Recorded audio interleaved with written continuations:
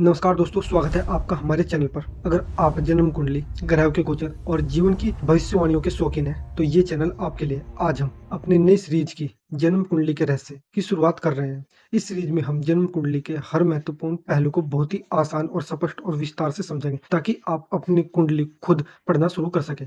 आज का पहला वीडियो बहुत खास है। लगन का स्वामी सभी 12 ग्रह में प्रभाव, यानी जन्म कुंडली में लगनेश फर्स्ट हाउस लॉर्ड जब भी किसी भाव में बैठता है तो वह व्यक्ति की जिंदगी पर क्या असर डालता है। सबसे पहले समझ लेते हैं कि लगन और लगन का स्वामी क्या होता है। लगन यानी कुंडली का पहला भाव, असेंडेंट। यह आपके पूरे व्यक्तित्व, स्वास्थ्य, रंग रूप, आत्मविश्वास और जीवन की दिशा को तय करता है। लगन का स्वामी वह ग्रह है जो आपकी लगन राशि का मालिक होता है। उदाहरण के लिए महेश लगन, लगन का स्वामी मंगल। वृश्चिक लगन, लगन का स्वामी शुक्र। मिथुन लगन, लगन का स्वामी बुध। और इसी तरह यह ग्रह कुंडली में कहीं भी बैठते हैं तो वह वहां के भाव के कारक को बहुत ही मजबूत और कमजोर कर देता है, क्योंकि यह स्वयं का प्रतिनिधित्व करता है। ध्यान रखें, ये सभी सामान्य फल है। असली प्रभाव ग्रह की राशि, दशा, दृष्टि, शुभ अशुभ योग और अन्य ग्रह पर निर्भर करता है। व्यक्तिगत कुंडली विश्लेषण के लिए आप हमें कांटेक्ट कर सकते हैं। चलिए एक एक करके विस्तार से समझते हैं कि लगन का स्वामी प्रत्येक घर में क्या फल देता है। लगन का स्वामी जब पहले भाव में होता है, दोस्तों, जब लगन का स्वामी अपने घर में बैठता है तो यह सबसे शुभ स्थिति मानी जाती है। व्यक्ति का व्यक्तित्व अत्यंत आकर्षक, मजबूत और नेतृत्व वाला होता है। स्वास्थ्य उत्तम, लंबी आयु, आत्मविश्वास ऊंचा। ऐसे लोग समाज में सम्मान और प्रतिष्ठा प्राप्त करते हैं। राजसी गुण होते हैं। अगर लगने से नीच या पीड़ित हो तो स्वास्थ्य में छोटी मोटी परेशानी रह सकती है, लेकिन कुल मिलाकर जीवन मजबूत नींव वाला होता है। लगन का स्वामी जब दूसरे भाव में होता है, दूसरे घर में लगन का स्वामी होने से व्यक्ति धन संपदा का स्वामी बनता है। वाणी मधुर और प्रभावशाली होती है। परिवार से पूर्ण सुख, खान पान का शौक और आर्थिक स्थिति बहुत अच्छी रहती है। बचत की आदत मजबूत होती है। अगर ग्रह अशुभ प्रभाव में हो तो परिवार में कभी कभी मतभेद या वाणी से जुड़ी समस्या हो सकती है, जैसे कि गाली गलौज करना, अपशब्द कहना। लगन का स्वामी जब तीसरे भाव में हो, तीसरे घर में लगन का स्वामी साहस, पराक्रम और छोटी यात्राओं को बढ़ाता है। भाई बहनों के साथ अच्छे संबंध, लेखन, मीडिया या व्यापार में सफलता। व्यक्ति बहादुर और मेहनती होता है, लेकिन कभी कभी भाई बहनों के साथ छोटे मोटे विवाद हो सकते हैं। ये सेल्फ एफर्ट का भाव भी है। इस भाव में अगर लगन का स्वामी बैठ जाए तो व्यक्ति काफी ज्यादा मोटिवेटेड होता है, वो काफी ज्यादा मेहनती होता है। लगन का स्वामी जब चौथे भाव में है, चौथे घर में माता का सुख, वाहन सुख, घर, संपत्ति और मानसिक शांति मिलती है। व्यक्ति बहुत घरेलू, भावुक और शिक्षा में सफल होता है। मकान, भूमि, वाहन का योग बनता है। जीवन में आराम और सुख की कमी नहीं रहती। लगन का स्वामी जब पंचम भाव में हो, पांचवें घर में बुद्धि, संतान सुख, शिक्षा और रचनात्मक का वरदान।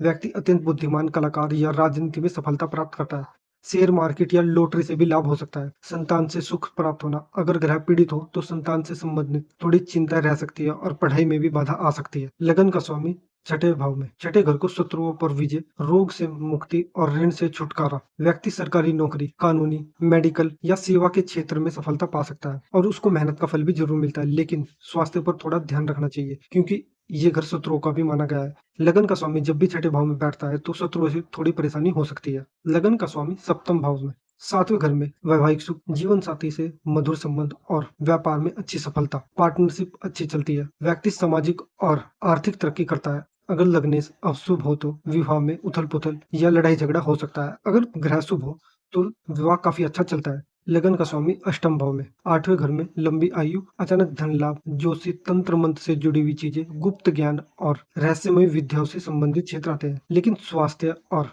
मानसिक तनाव की भी संभावना बढ़ जाती है। जब भी लग्नेश अष्टम भाव में होता है तो व्यक्ति की रुचि तंत्र मंत्र में और आधुनिक टेक्नोलॉजी में लगती है, जैसे कि deep science, AI, artificial intelligence. अगर ग्रह अशुभ भी हो तो व्यक्ति इन क्षेत्रों में जाता ही है, और शुभ हो तो इन क्षेत्रों में तरक्की भी करता है और पैसा भी कमाता है। लगन का स्वामी नवम भाव में, नौवें घर को भाग्य का घर कहा जाता है। पिता से सुख, धर्म, लंबी यात्राएं, हाई एजुकेशन और फॉरेन ट्रैवल के योग बनते हैं। व्यक्ति धार्मिक शिक्षा और विदेश में एजुकेशन के लिए जा सकता है या विदेश में व्यापार भी कर सकता है। अगर लगन का स्वामी नवम भाव में होता है तो व्यक्ति को भाग्य से सब कुछ मिलता है, उसको ज्यादा एफर्ट डालने की जरूरत भी नहीं पड़ती। लगन का स्वामी दसम भाव में, दसवें घर में करियर, प्रतिष्ठा और सत्ता जैसी चीजें आती है। जब भी लगन का स्वामी दसवें घर में होता है तो व्यक्ति को करियर में काफी ज्यादा ऊंचाई प्राप्त होती है। व्यक्ति का नाम काफी ज्यादा होता है, वो जिस भी क्षेत्र में जाता है उसको सफलता मिलती है। ऐसे व्यक्ति धनवान भी काफी ज्यादा होते हैं। लगन का स्वामी जब भी 11वें भाव में हो, 11वें घर को इच्छा पूर्ति का घर भी कहा गया है। इस घर को मित्रों का घर भी कहा गया है। जब भी लगन का स्वामी 11th हाउस में होता है तो व्यक्ति को अपने दोस्तों और यात्राओं से काफी ज्यादा धन प्राप्त होता है। अगर ऐसा व्यक्ति अपने दोस्तों के साथ या अपने फ्रेंड ग्रुप के साथ यात्राओं पर जाता है और व्यापार करता है तो उसको काफी ज्यादा सफलताएं भी मिलती है। लगन का स्वामी 12वें भाव में, 12वें घर को विदेश का घर भी कहा गया है और उसको खर्चे का घर भी कहा गया है। साथ में इसको मोक्ष और अध्यात्म का भी घर कहा गया है। अगर लगन का स्वामी 12वें भाव में होता है तो व्यक्ति विदेश जरूर जाता है, लेकिन ये भाव लॉस का भी है, तो ऐसे व्यक्ति को मनी से संबंधित लॉस भी हो सकता है। अगर ग्रह अशुभ है तो व्यक्ति इलीगल रूप से भी किसी देश में जा सकता है या अपनी विद्याओं का गलत इस्तेमाल करता है। अगर ग्रह शुभ है तो व्यक्ति सही तरीके से विदेश में सेटल हो जाता है। तो दोस्तों, यह था लगन के स्वामी का 12 ग्रहों में असर। अब आप कमेंट में जरूर बताना आपकी कुंडली में लगन का स्वामी किस घर में है, आपको इसके प्रभाव कैसे महसूस हो रहे हैं। अगर वीडियो पसंद आए तो लाइक का बटन जरूर दबाइए, वीडियो को शेयर जरूर करें अपने दोस्तों के साथ और चैनल को सब्सक्राइब करके बेल आइकन जरूर दबा दें, क्योंकि ताकि अगला वीडियो मिस ना हो।